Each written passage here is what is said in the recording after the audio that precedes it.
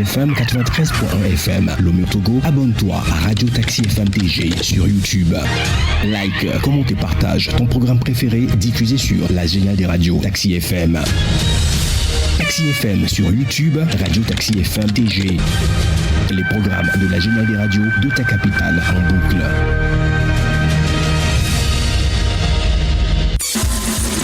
Retrouvez Saint-Irrigator aux commandes de son taxi relooké pour le meilleur du matin. Taxi Media Show, c'est votre rendez-vous d'actualité matinale tous les jours de lundi à vendredi de 7h à 8h30. Informations, révélations, décryptage, tout ce qui fait la une est décortiqué par ceux qui font l'actualité. Taxi Media Show, le show unique radio en direct sur Taxi FM. Taxi FM, votre radio d'opinion. Émission politique, sportive et culturelle, en direct. Taxi Media Show, le 7h, Irrigator. Bon réveil à l'écoute de Taxi FM. L'info de la 7e heure.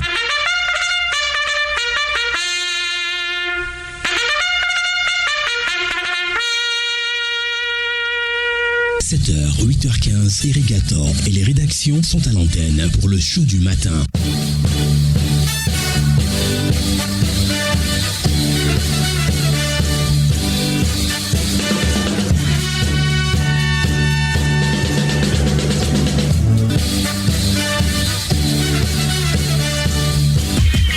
Irrigator, Taxi Media Show pour tout comprendre de l'actualité.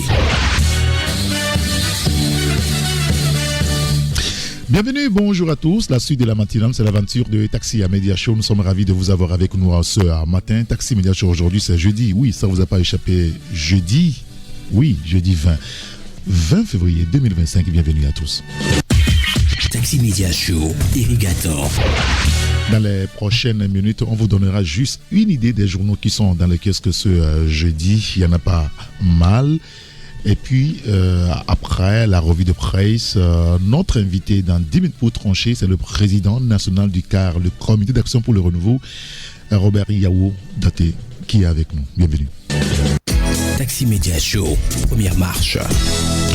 Première marche, et nous commençons la revue de presse avec le quotidien Togo Presse. Le confrère parle de la promotion de l'emploi, des initiatives du chef de l'État porteuses d'espoir pour la jeunesse. Eh bien, vous lirez l'article dans le journal. Décentralisation et déconcentration, les acteurs des savanes outillés sur les fondamentaux à Dapangon. Et puis, en fin de mission au Togo, le représentant résident par intérim de l'UNICEF fait ses adieux au Premier ministre. Le confrère revient également sur... contre les entraves au commerce. La CCI Togo lance l'outil d'alerte Mawok, on en a parlé tout à l'heure dans le journal de Hugues Vignon. Puis un sujet sur la lutte contre l'excision des journées portes ouvertes organisées à Agné.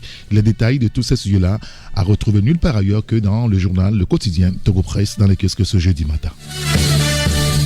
Vous avez l'autre quotidien aussi dans lequel c'est Ecofinance. Ecofinance qui parle du forum économique de la Chambre de commerce Afrique-Russie-Eurasie. La deuxième réunion préparatoire s'est tenue à Dakar. Les détails donc à lire dans le quotidien Ecofinance. Résilience climatique au Togo, la BOAD mobilise 17 milliards de francs CFA. Alors, si vous voulez le détail sur ce sujet, vous consulterez donc l'article à la page 4 du journal. Et puis, le salon international de la bourse africaine, une première édition axée sur l'éducation boursière. Le détail de tout ça, c'est à lire donc dans le quotidien Ecofinance, dans les kiosques ce matin. Vous avez l'hebdomadaire Canal D dans les kiosques aussi ce matin. Santé, rappel de médicaments au Togo après Clipal, l'Imuc et l'aspirine 8 PSA vitaminé retiré donc des pharmacies. Il faut peut-être préciser qu'il n'y a que le lot 026 qui est concerné donc par ce rappel. Les détails en tout cas à lire donc dans le journal Canal D dans le kiosque ce matin à la page 3. Autre sujet, économie, indice de perception de la corruption 2024. Le constat alarmant de Transparency International sur le Togo. Le confrère revient sur le sujet. Et puis, culture, Angela Akereburu, négligée au Togo, mais prisée au Bénin. Vous savez que la compatriote est est nommée donc la directrice générale donc, de la télévision béninoise. Les détails à lire dans le journal. Et puis décentralisation, l'AMFCT outille les acteurs régionaux des savanes sur les fondamentaux à Dapaon. Les détails de tout ça à lire dans le journal Canal D, dans le kiosque ce matin. Le bimensuel Symphonie dans le kiosque ce jour avec un entretien exclusif, bilan 2024 et perspective 2025. Et ici, c'est le président de la Fédération togolaise de football, Guy Akpouvi, qui parle. Guy Akpouvi, optimiste pour les défis futurs. Je vous invite donc à lire l'article dans le journal Symphonie, dans lequel ce matin, sur 2 pages, s'il vous plaît, page 3 et page 5. C'est dans le journal Symphonie. Et puis, très bon classement du passeport togolais. Les retombées d'une DGDN gérée avec rigueur et professionnalisme. L'article à lire donc dans le journal. Autre sujet sénatorial, unir triomphe. L'opposition ramasse les miettes, écrit donc le confrère. On reviendra tout à l'heure sur ce sujet-là avec le président du CAR. L'hebdomadaire Ouara les vainqueurs est aussi dans le kiosque ce matin. Produits pétroliers, le Togo prévoit une subvention de 25 milliards de francs CFA en 2025. 25 milliards de francs CFA en 2025, subvention donc projetée sur 2025. Vous lirez donc l'article à la page 5. Autre sujet, ça concerne l'hôtel Sarakawa. Nathalie Bito, un bilan élogieux, écrit le journal. Et puis soirée de partage et d'innovation, les acteurs économiques de Balimé en communion avec Yas Business Togo. Le confrère revient sur le sujet.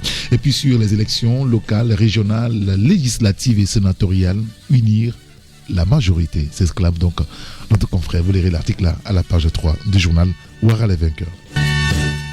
Et le dernier journal avec nous ici en studio, c'est la Nouvelle Tribune. On aimerait avoir au téléphone le patron Elomati Sobé. C'est compliqué de le joindre ce matin, c'est pas grave. On pourrait revenir d'ici demain parce qu'il y a des sujets assez intéressants dedans qu'il faudra comprendre. Alors, en attendant d'avoir Elomati Sobé, vous avez dans les kiosques le journal La Nouvelle Tribune, donc, qui revient sur la Chambre du commerce et d'industrie du Togo. 6 mois après, comment José Simienou réforme la CCI Togo. Les détails à lire dans le journal. Togo, le fiasco Sunu Bank, écrit le confrère, c'est à la page 4. CBI Togo à 10 ans, Alassane Kaboré, l'entretien, bilan, le confrère en parle. Puis national, Aura Bank ferme 2 autres agences. Aura Bank qui ferme 2 autres agences. Le confrère revient sur le sujet, c'est à la page 4 du journal La Nouvelle Tribune. Alors, on va récapituler. Pour les journaux qui sont dans le kiosque ce jeudi matin, outre La Nouvelle Tribune, vous avez Eco-Finance. Il y a le quotidien Togo Presse. Vous avez Ouara les vainqueurs, le journal Canal D aussi. Symphonie est aussi dans le kiosque ce jeudi matin. Il est 7h30 dans tous nos studios. Une pause juste après. 10 minutes pour trancher avec le président du CAR, Robert Yao Dateki avec nous. Taxi Media Show, 7h-8h, Irrigator. C'est Taxi Media Show, Saint-Irrigator. Taxi Media Show, 2e marche. Merci pour votre fidélité à la radio Taxi FM Lomé. Il est 7h bientôt, 34 minutes. Notre invité maintenant. Taxi Media Show, 10 minutes pour trancher. 10 minutes pour trancher ce matin. Notre invité, c'est le président national du CAR, le Comité d'action pour le renouveau, Robert Yao Daté. Monsieur le Président, bonjour. Eric, bonjour. Et je crois que c'est la première fois que je suis venu, que je viens dans ce studio pendant la nouvelle année. Exact.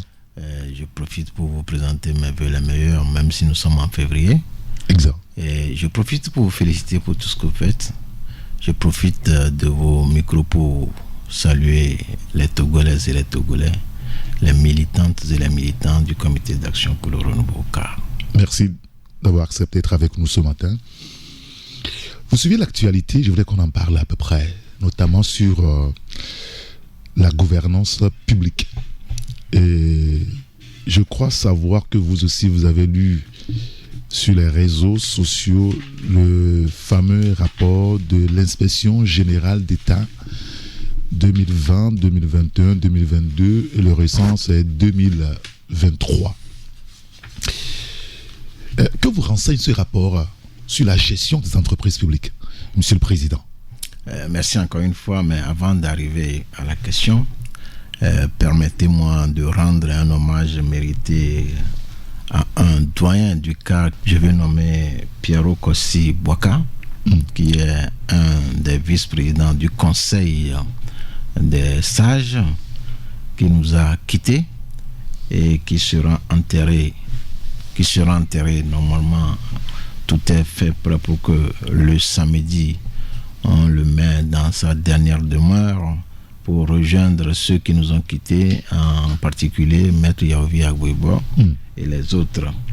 C'est un grand militant du parti qui est resté fidèle à ce parti-là jusqu'à sa mort. Il est le promoteur, membre fondateur de ce parti. Hier, on était à la veille à Lomé.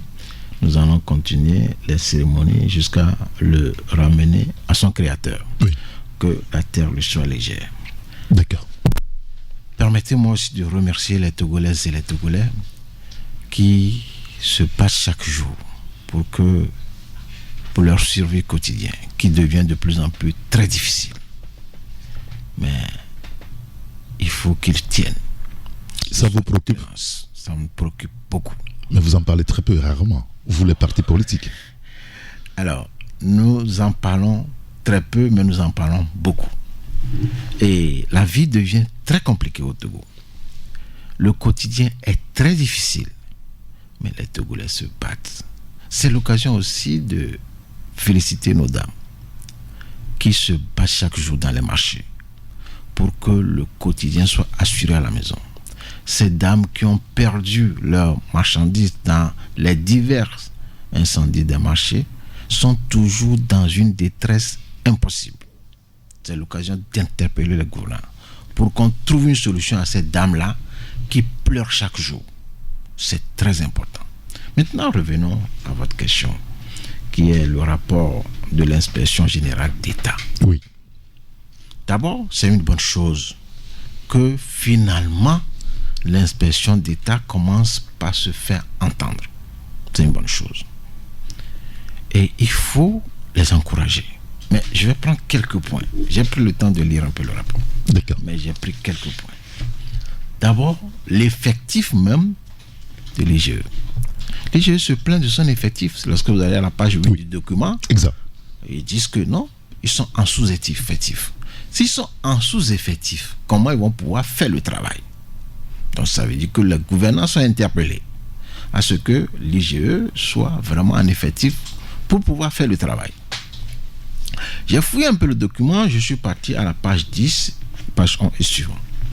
Et ça concerne la TVT. Mais c'est ahurissant ce qu'on a lu dans ce journal, dans ce rapport. Ben, si l'inspection d'État arrive à nous dire qu'il faut nommer un directeur général pour TVT, il y a problème. Depuis là, pourquoi on ne l'a pas nommé?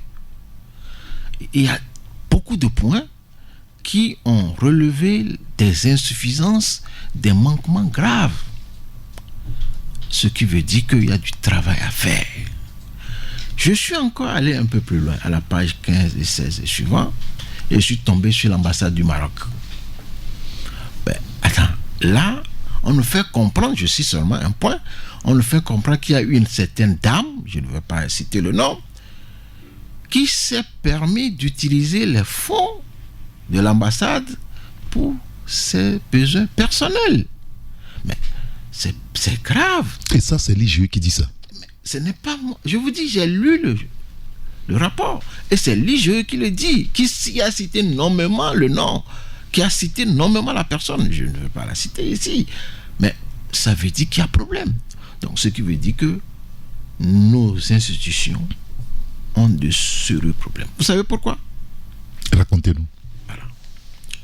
Pour pouvoir cultiver l'excellence dans nos institutions, nous avons toujours dit au cas, il faut l'alternance.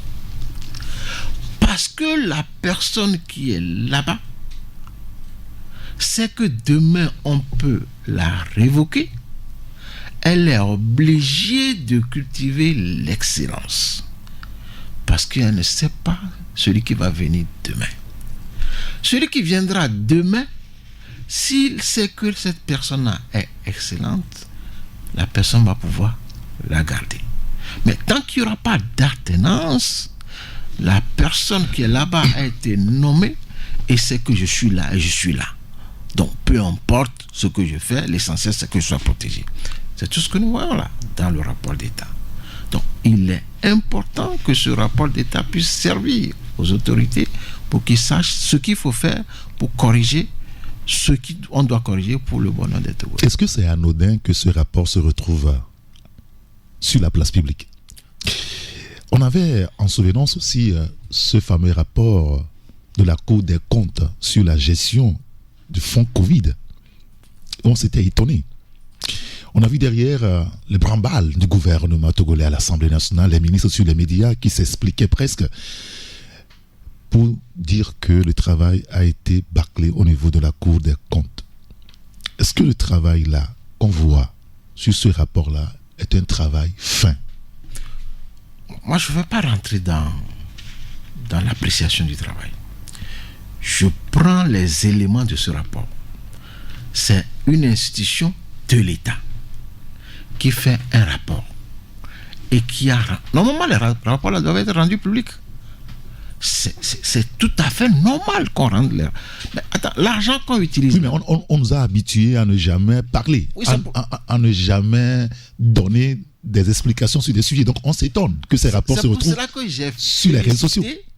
L'IGE d'avoir fait un rapport. Alors commencez par faire un rapport qu'il a rendu public. Parce que l'argent qu'utilisent les institutions, c'est l'argent de qui? C'est l'argent de nous tous qui sommes ici. C'est l'argent des bonnes dames qui sont au marché. C'est l'argent de l'entrepreneur qui travaille. C'est l'argent du fonctionnaire de l'État. Donc, l'on doit rendre compte de comment on gère nos sous. Et c'est une bonne chose. Et la Cour des comptes a fait son rapport. Les gens, mais le ministre n'a qu'à dire ce qu'ils veulent. Mais au moins, les Togolais savent qu'il y a quelque chose qui s'est passé. Et ça fait partie de l'histoire. Donc, il faut encourager ces institutions qui ont pour rôle de contrôler les autres institutions de l'État. Et rendre public ce rapport, c'est un petit pas, mais c'est un grand pas vers la bonne gouvernance. Et nous le disons, que vous savez, au cas où on a parlé de déverrouillage des institutions. Oui. Si petit à petit, ces institutions commencent par travailler de cette manière, on peut arriver un jour à avoir les institutions qui jouent vraiment leur rôle. Tant que dans un pays, les institutions ne jouent pas pleinement leur rôle, et que certains sont dans les institutions parce que celui qui m'a nommé est puissamment puissant, je dis bien puissamment puissant, il le répète pour la troisième fois, puissamment puissant. Donc, il s'en fout même de sa hiérarchie. La personne fait ce qu'elle veut. Alors que l'hiérarchie est là, lorsqu'on a hiérarchie dans une institution, l'hiérarchie doit être respectée. Donc, nous disons au cas que c'est une bonne chose, mais c'est un petit pas, mais il faut qu'on les encourage. Vous pensez que Faure Gnassingbé doit donner en réalité une suite à ce rapport-là? Normalement, le chef de l'État doit se saisir du rapport et donner les instructions. Il semble que son problème, c'est qu'il ne sanctionne pas. Vous pensez qu'il peut le faire ici?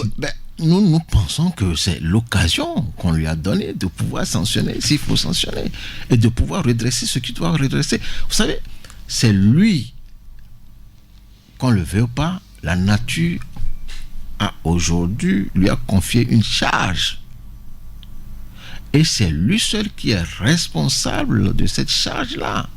Les autres l'accompagnent, mais c'est lui le seul responsable. Il n'y a pas deux capitaines dans un bateau. Il n'y a qu'un seul capitaine. S'il y a deux capitaines dans un bateau, le bateau va chavirer. Et c'est lui qui est le capitaine du bateau. Donc tout ça là, c'est de sa responsabilité de prendre les décisions qu'il faut. Avec tout ce que vous avez lu dans ce rapport, Robert Yaodaté, est-ce que le pays est bien gouverné? Non, moi je l'ai dit déjà que avec ce rapport de l'inspection d'État, on a dit inspection d'État, ça veut dire que c'est eux qui ont produit ce rapport pour dire qu'il y a manquement. Mais s'ils disent qu'il y a manquement, c'est que le pays n'est pas bien gouverné. Donc il faut que ce rapport puisse servir à ce que ceux qui gèrent le pays puissent pouvoir prendre des décisions idoines pour que la transparence y est. Outre la question de la gouvernance publique avec la gestion des entreprises publiques, il y a l'autre sujet aussi, souvent évoqué dans la presse, c'est la corruption. Et il y a, et ça vous le savez aussi, un instrument qui est mis en place, sinon une institution pour pouvoir non seulement réprimer, mais sensibiliser. Mais pourquoi aujourd'hui certains de nos concitoyens, et même vous, les politiques, vous avez le sentiment que la lutte contre la corruption a la dent dure au Togo? Quand je le dis, je pense au récent rapport de Transparency International. Non, c'est dommage que nous sommes parmi les pays les plus corrompus. Parce que lorsqu'on prend le rapport de Transparency International, nous sommes parmi les pays les plus corrompus. C'est dommage. Il semble que c'est partout, de toute façon, la corruption.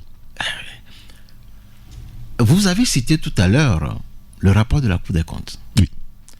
Le rapport de la Cour des comptes qui a révélé des manquements graves dans la gestion de Covid. Mais c'est de la corruption, de la haute corruption. Et ce problème-là, on ne l'a pas soldé. On continue avec ça. Vous savez, si on remonte encore dans le temps, on va voir que il y avait le problème de la route Lomé-Vaughan-Enfoin. Ah oui. Où la corruption était à ciel ouvert. Et un ministre était parti même au Parlement pour défendre l'entreprise. Et ça fait scandale. Alors, ce qui veut dire que nos institutions de contrôle ne fonctionnent pas assez. Si les institutions de contrôle fonctionnaient correctement, on doit pouvoir savoir où vont nos sous. Et on doit pouvoir sanctionner. C'est parce qu'il n'y a pas de sanction. On doit pouvoir sanctionner pour que ceux qui sont tentés par la dilapidation des fonds puissent avoir un peu peur. Mais dans notre cas, il y a problème. C'est pour cela que nous interpellons le chef de l'État à se saisir de ce rapport pour pouvoir sanctionner et redresser la barque. Parce que dans un pays où la corruption va à cette allure, ça veut dire que demain le pays est sans lendemain. Le pays n'aura plus de ressources nécessaires pour faire les travaux qu'il faut faire. Alors, vous êtes un entrepreneur, il semble que dans votre domaine, c'est assis là-bas. Comment vous savez que je suis entrepreneur? Alors, non mais attendez, la politique c'est pas votre voilà, c'est pas ça qui vous nourrit. On sait que vous travaillez et vous êtes un entrepreneur, un grand entrepreneur d'ailleurs. Mais alors, la corruption n'est pas assise au niveau de l'entreprise. Ça, ce que vous venez de révéler là, qu'est-ce qui fait que les travaux dans le pays qu'on confie aux entrepreneurs n'arrivent pas à aller à terme? C'est parce que lorsque l'entreprise prend un travail, il y a des gens tapis dans les bureaux qui demandent tellement de pourcents, si bien que l'entrepreneur se retrouve presque à 0 francs, ou bien presque diminué, et il doit faire le travail. Conclusion, il n'arrive plus à faire le travail. La corruption dont on parle dans les entreprises, ce n'est pas l'entrepreneur. C'est ceux qui sont tapis dans les bureaux et qui réclament toujours à l'entrepreneur. Mais attendez, il y a quelque chose de grave. Lorsque vous déposez une facture aujourd'hui au Trésor, mais la plupart des entreprises vont vous dire que c'est difficile. Mais c'est difficile qu'on paye. Il faut que vous fassiez des pieds et des mains avant qu'on ne vous paie. Des fois même les factures peuvent faire 1 an. Alors, dans ce cas-là, comment voulez-vous que l'entreprise puisse faire le travail qu'il doit faire? Donc, il y a un problème. La corruption... Dans ce cas, vous arrivez à vous en sortir comment? C'est-à-dire que quand vous déposez la facture, pour qu'elle soit payée, vous, les chefs d'entreprise, vous êtes obligés de contacter des gens, vous savez, de glisser quelques billets pour que vous soyez payé. Le développement d'un pays est assuré par le secteur privé. Dans un pays, l'État ne peut pas à lui seul faire le développement d'un pays. C'est pour cela que l'État a l'obligation de créer les conditions pour que les investisseurs puissent avoir confiance au pays et venir investir. Mais lorsque dans un pays comme le Togo, créer une entreprise devient un crime, c'est que le pays a des problèmes. Mais on encourage les jeunes entrepreneurs, mais lorsque vous les prenez, les jeunes qui créent leur entreprise et qui veulent évoluer un peu, mais c'est un problème. Donc, c'est pour dire que le sujet que vous abordez là, peut-être on va trouver un temps où on va s'asseoir, je vais vous décortiquer ça correctement, comme vous savez que je suis dans l'entreprise, pour vous dire que tant qu'on ne va pas régler les problèmes et accompagner les jeunes à créer vraiment des entreprises qui vont leur permettre d'embaucher d'autres jeunes, le pays ne va pas décoller. Il n'y a pas de développement sans secteur privé qui marche. Mais si le secteur privé ne marche pas, le pays ne décolle pas. Donc la corruption, revenons sur le mot corruption, est à haute dose. Il faut que l'État mette des garde-fous pour qu'il n'y ait pas aussi de corruption. Et le Bénin, mais attendez, lorsque le président Talon est arrivé, mais il a mis des garde-fous de telle manière qu'aujourd'hui, la corruption, on ne peut pas dire que ça a disparu totalement, mais ça a été réduit de manière drastique. Si bien que, au moins, l'État a de l'argent. C'est une question de volonté politique à la fin? C'est une question de volonté politique. C'est une question de volonté politique. Vous avez bien dit le mot. Avec la volonté politique, on peut limiter au maximum la corruption et permettre à ce qu'il y ait de décollage. Vous le croyez sincèrement? Mais j'y crois. J'y crois sincèrement parce que nous sommes des partis politiques. Un parti politique est appelé à gérer un pays. Alors, où est-ce qu'on va trouver de l'argent pour gérer le pays? Si ce n'est pas les impôts qui rentrent, si ce n'est pas les contribuables qui contribuent. Alors, si on met la corruption au centre, ça veut dire que tout ce qui va arriver sera dilapidé. Et on n'aura pas d'argent pour gérer le pays. Nous allons parler maintenant de la politique togolaise et surtout de la fin du processus de transition. Vous étiez au sénatorial? Oui. Vous étiez candidat? Attendez. C'est l'occasion d'expliquer aux Togolais pourquoi le CAR a finalement décidé d'aller aux élections. C'est d'ailleurs la question que j'ai envie de vous poser. Non, j'anticipe. Allez-y. Nous avions dit que nous ne serions pas aux élections sénatoriales. Parce que les élections sénatoriales, c'est les élections des grands électeurs. Et nous avons fait les calculs, nous avons vu que unir est majoritaire. Nous avons interpellé le chef de l'État que si vous voulez que le Sénat soit un lieu de débat contradictoire, ça, je reviens sur ça, débat contradictoire, c'est-à-dire que ceux qui sont pour la Ve République et ceux qui sont contre la Ve République, ceux qui sont contre parmi lesquels le CAR, vous devez faire en sorte qu'il y ait des compromis politiques pour permettre à ce que dans ce Sénat-là, qu'il y ait des gens qui ne sont pas d'accord avec la 5e et à côté des gens qui sont d'accord. Et on en discute. Il nous est revenu que le chef de l'État a pensé que ce serait la voie idéale. Alors, dans ce cas-là, on a reporté les élections. Alors, lorsque j'ai rencontré vos collègues le 15 janvier, je leur ai dit, on va éprouver la parole du chef de l'État. Et c'est ce que nous avons dit même dans notre message de campagne. Les gens disent, non, vous connaissez le chef de l'État, ils ne vont jamais respecter. Il dit, bon, on ne le fait pas pour vous, parce que vous, les Togolais, vous connaissez. Quoi, vous espériez que les conseillers municipaux régionaux de UNIR votent pour vous, non, pour ce sénatorial? On a dit, lorsqu'on avait fait les discussions, on a dit, il faut laisser les gens voter en leur âme et conscience. Ils sont des conseillers. Ils ont travaillé avec les conseillers. C'est pour ça que nous, on a positionné que des conseillers à ces élections sénatoriales. On a été dans 2 préfectures, 2 circonscriptions électorales, Yoto et Oti-Sud. C'est là où on a des conseillers. Vous avez travaillé avec vos collègues conseillers de tout bord politique. Allez les convaincre. Mais lorsque les gens m'ont posé, je reviens un peu, lorsque les gens m'ont posé la question, mais vous savez que les gens de UNI ne vont jamais respecter leurs paroles. Ils sont là pour ça. Ils ne vont jamais respecter. Mais ce que nous faisons, ce n'est pas pour vous les Togolais. nous le faisons pour les chancelleries.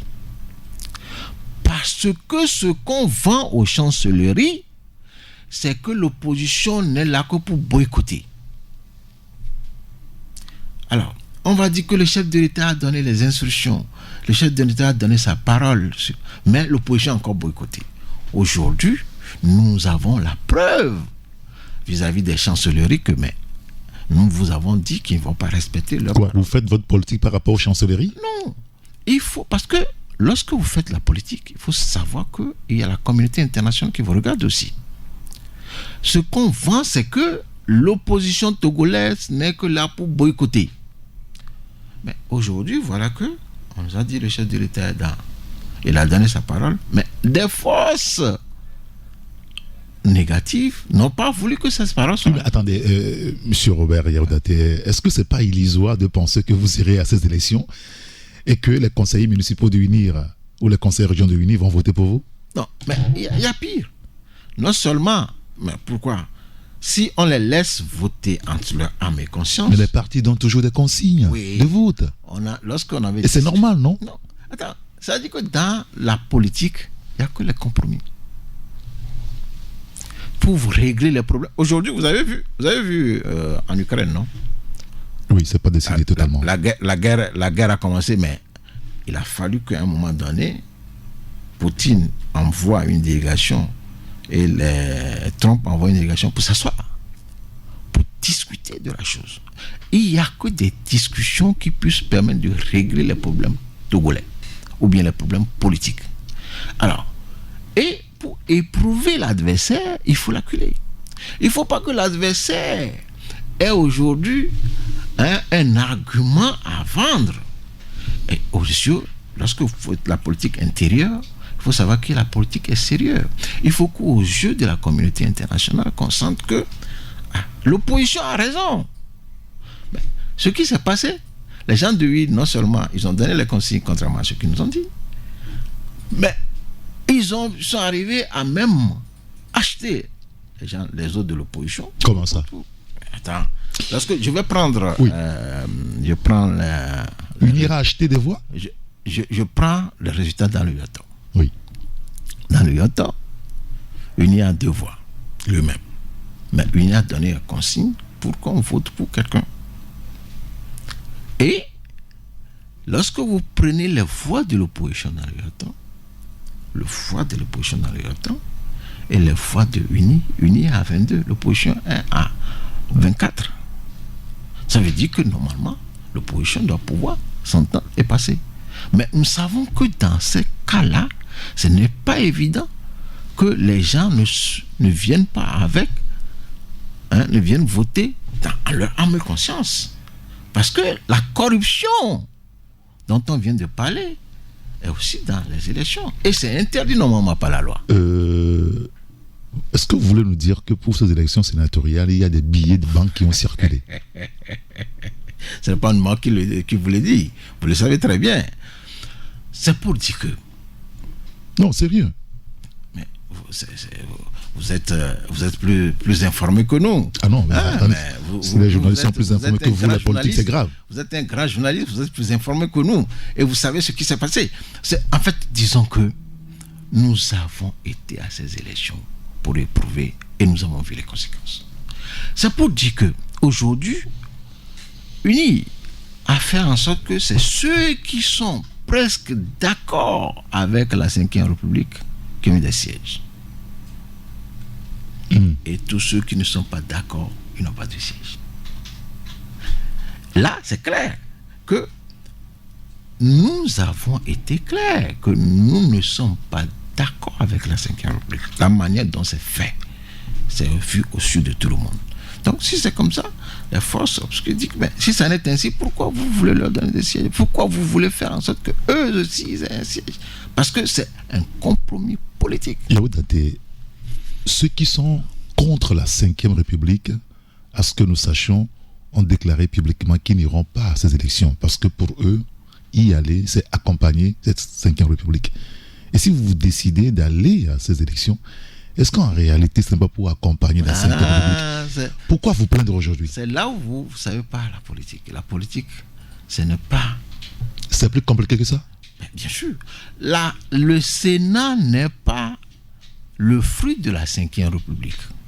D'accord? Le Sénat était inscrit dans la Constitution de 92. Les gens veulent utiliser le Sénat pour la Ve République. D'accord? Nous disons non.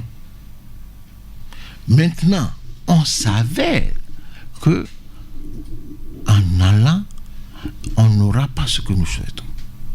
Mais, vous le saviez à l'avance. Mais attends, je vous ai dit que nous avons dit que nous n'allons pas aller à ces élections parce que c'est une question de grands électeurs.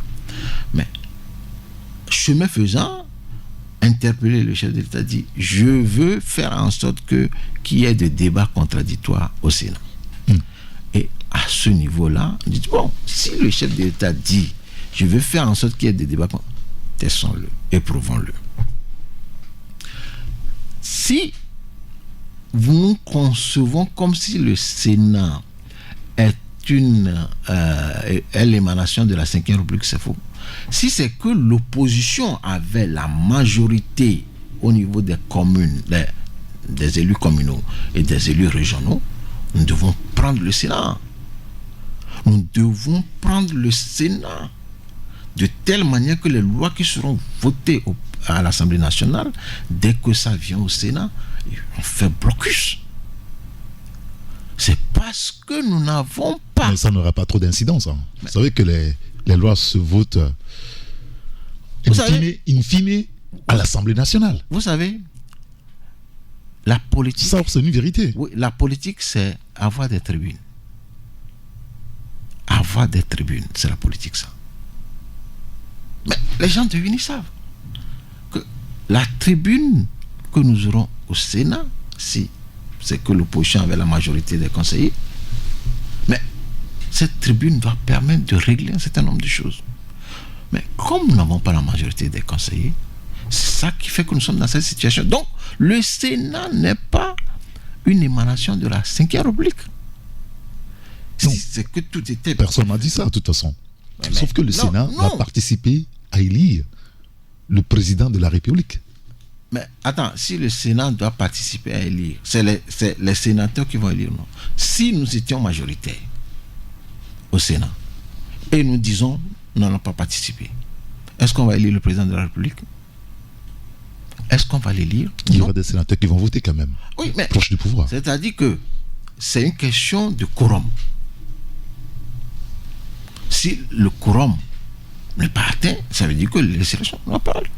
Donc, c'est pour dire que c'est parce que nous étions handicapés par le fait que nous n'avons pas de majorité des conseils communaux et régionaux qui était le problème. D'accord.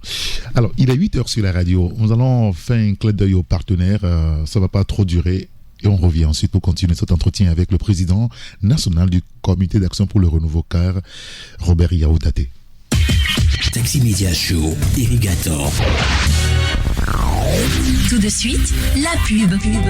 Imaginez une seconde que vos épargnes puissent croître à chaque fois que vous dépensez et à un taux d'intérêt spécial. C'est la magie opérée par Seize, le nouveau produit d'épargne de EcoBank. Avec Seize, épargnez automatiquement un montant sur vos dépenses.